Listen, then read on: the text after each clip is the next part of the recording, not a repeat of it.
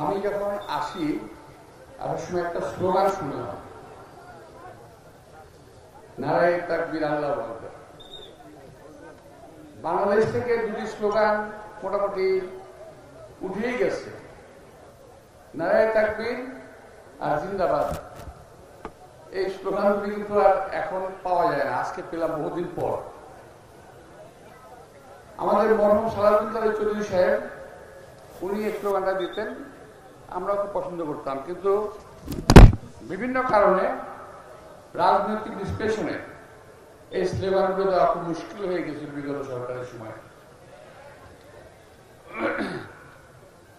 আসলে বিগত সরকার তো নয়, এটা ছিল একটা সময়, এটা খুব খারাপ সময়, সরকার নয়, একটা খুব খারাপ সময়।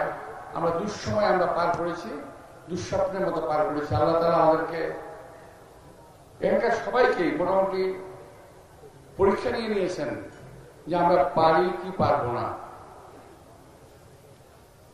আমাদের সেই ছাত্র ঐক্যের ঐক্যের পরিষদের ছোট ভাই ও বলে গেছে যে যখন নাকি, না আরেকজন বলেছেন অবশ্য, যখন নাকি আন্দোলনটা মোটামুটি স্থিমিত হয়ে গেছিল তখন যাত্রাবাড়িতে এই আন্দোলন পরিচালিত হয়। যাত্রাবাড়ি,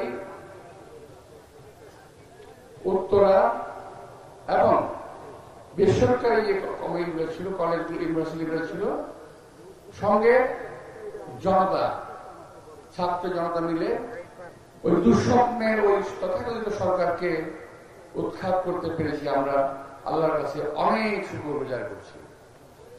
নিশ্চিন্তে আজকে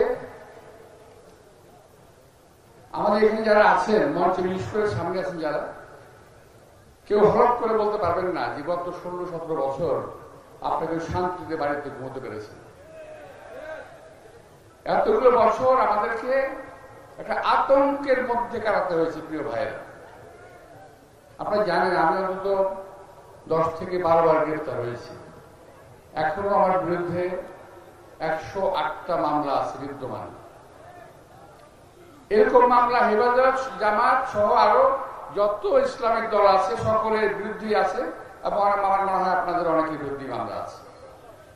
তো এই আতঙ্কিত জীবনের অবসান ঘটেছে, আল্লাহ তাআলা আমাদেরকে সুযোগ দিয়েছেন। সুতরাং এই সুযোগের একটা ভালো ব্যবহার আমাদের করতে হবে। আমরা যাতে সারা জীবন এই স্লোগান, আমার তো মনে হয় এই 16-17 বছরে ইসলামপন্থী দলগুলো, যারা সচ্চা মুসলমান, এরা নারায়ে তাকবীর আল্লাহু আকবার স্লোগানটা দিতে একটু দ্বিধা হতো, কষ্ট হতো। কারণ কখন জানি এই আওয়ামী বাকশালী চক্র, এই দুঃস্বপ্নের যারা প্রণেতা ছিল, তারা আবার আমাদের উপরে চড়ে বসে। হয়েছিল তাই অনেক। এই যুগের, এই 17 বছরই এই যুগের যে অবসানটা, তার আগে যত আলে, তার সময় যত আলেম ওলামা, রাজনৈতিক দলের নেতৃবৃন্দ জেল খেটেছেন, তার নজির বোধহয় বাংলাদেশের ইতিহাসে নয়, শুধু পৃথিবীর ইতিহাসে নাই এমন কোন নজির যেটা আওয়ামী লীগ করেছিল। আজকে সুযোগ এসেছে। ভাইরা, আমি অন্য প্রসঙ্গে যাই একটু। আমাদের দেশ থেকে স্বৈরাচার হাসিনা পাশের দেশে আশ্রয় নিয়েছে, যাকে বিশ্বের কোন দেশ আশ্রয় দিতে চায় নাই, তাকে আশ্রয় দিয়েছে ভারত। কয়েকদিন আগে জামাতের আমির সাহেব বলেছিলেন যে ভারতের সেবাদাসী, কথাটা উনি একবারে বাস্তব কথাটাই বলেছেন। এবং ওখানে বসে বসে উনি এখন গুটি চালছেন, এবং ভারতীয় মিডিয়াগুলো,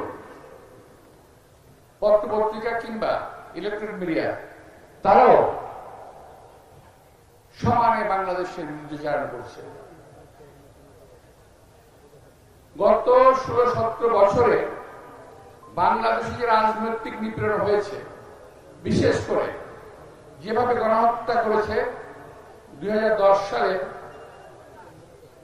আমাদের শাপলা চত্বর হেফাজতে ইসলামের যে একটা সমাবেশ ছিল, ওখানে আমি যখন জেলে ছিলাম, আমি পরে ভিডিও দেখেছি, নৃশংসভাবে হত্যা করেছে, এইরকম হত্যার কোন নজির পৃথিবীতে নাই। নৃশংসভাবে হত্যা করেছিল তাদেরকে। আমি এটা নিন্দা জানাই। এবং সেই সঙ্গে আজকে ভারতে বসে যারা পত্রপত্রিকায় মিডিয়া বলছেন লম্বা লম্বা কথা, তারা কেন সেই দিন প্রতিবাদ করেন নাই? এভাবে কেন মানুষ মারা হচ্ছে?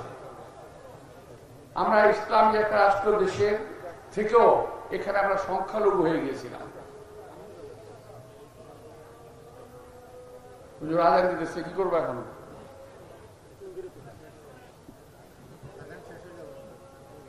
আচ্ছা, আমি শেষ করে দিই। আপনাদের একজন জবাব দেন না, তাহলে তো হবে না। আচ্ছা, তো যাই হোক,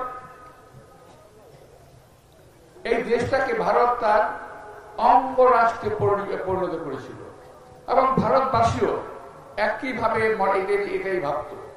হাসিনা চলে গেছে, সরকারের পতন চলে গেছে, তোমাদের এত মাথা ব্যথা কেন?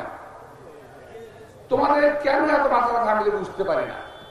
একটা পর একটা গন্ডগোল করাচ্ছে বাংলাদেশে, একটা অস্বস্তিকর অবস্থা সৃষ্টি করছে এখানে।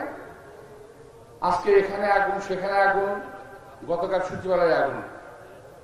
তো এই সমস্ত কিন্তু একদিনে এবং একজন করছে না, বিশেষ গোষ্ঠী এই কাজটা করছে এই সরকারকে, এই দেশকে একটা খারাপ অবস্থা দিকে নিয়ে যাওয়ার জন্য। প্রিয় ভাইরা, আমি শুধু ভারতের উদ্দেশ্যে একটি কথাই বলবো, পাশের বাড়িতে আগুন লাগলে কিন্তু নিজের বাড়িও সেফ না। বাংলাদেশে আগুন জ্বালাবেন, নিজেরা শান্তিতে থাকবেন, এটা কিন্তু সম্ভব না, এটা হয় না, ইতিহাস বলে না। সুতরাং একটু সাবধান, বুঝে শুনে চলেন। আর একটা জিনিস মাথায় রাখবেন, আমাদের এখানে দেখেন অনেক জামাত ইসলাম আছে, ইসলাম আছে, তারপর আরো ইসলামিক অনেক দল আছে, বিএনপি সহ অনেক রাজনৈতিক দল আছে। আমাদের মতের অনেক পার্থক্য আছে, অনেক দ্বন্দ্ব আছে মতের, কিন্তু একটা জায়গায় কিন্তু আমরা বাংলাদেশের সকল মুসলমানরা, বাংলাদেশের সকল নাগরিক বৃন্দ এক জায়গায় কিন্তু আমরা এক দেশের স্বাধীনতা এবং সার্বভৌমত্বের লক্ষ্যে আমাদের কোনো আপোষ আমরা করব না। এই লক্ষ্যে কিন্তু আমাদের সকল দলগুলো কিন্তু এক। এরপরে তো ধরেন খেলাফত মজলিস তার ধ্যান ধারণা প্রচার করবে, সেটা চেষ্টা করবে কানুন করার, জামাত সেটা করবে, বিএনপি আমাদেরকে আমরা করবো। কিন্তু যদি কেউ, আমার এক ভাই বিশেষ করে মামুন সাহেব কথা বলেছেন বোধহয়, যে বিএনপি তার দায়িত্ব চালাতে পারবে না, কথা তো ঠিক। বিএনপি একটি বড় দল। আমরা তো এই দেশের নেতৃত্ব খালেদা জিয়ার নেতৃত্বে, তারেক রহমানের নেতৃত্বে কিন্তু আমরা নিজেরা ঐক্যবদ্ধ আছি এবং সবাইকে নিয়ে কাজ করার জন্য আমরা কিন্তু ওয়াদাবদ্ধ। আমাদের যে ৩১ দফা দাবি আমরা প্রণয়ন করেছি, তার মধ্যে কিন্তু স্পষ্ট আছে যে ইলেকশন নির্বাচনের পরে ইনশাআল্লাহ আমরা সবাইকে নিয়ে একটা জাতীয় সরকার গঠন করব। সুতরাং জাতীয় বিভেদ যদি দূর করতে না পারি আমরা, তাহলে কিন্তু অবশ্যই পরাশক্তি, ভারতীয় শক্তি আগ্রাসনের কিন্তু আমরা পড়ে যেতে পারি। কিন্তু আমরা প্রমাণ পেয়েছি ৫ তারিখে, প্রমাণ পেয়েছি ৭১ সালে যে জাতীয় চেতনার ঊর্ধ্বে কিছু নাই, জাতীয় ঐক্যের ঊর্ধ্বে কিছু নাই। মুক্তিযুদ্ধের সময় যাতে এক হয়ে গেছিল, আর ৫ তারিখে দেখলাম জাতি আরেকবার ঐক্যবদ্ধ হয়েছে, এটাতে আমি খুব আশান্বিত হয়েছি। আমি খুব আশান্বিত যে এই জাতিকে কেউ দাবিয়ে রাখতে পারবে না। আপনাদের সবাইকে আন্তরিক শুভেচ্ছা এবং আমার জন্য দোয়া কামনা করে, দেশের প্রিয় খালেদা জিয়ার জন্য দোয়া কামনা করে, আপনি জানিয়ে জন্য অসুস্থ, আমি আমার বক্তব্য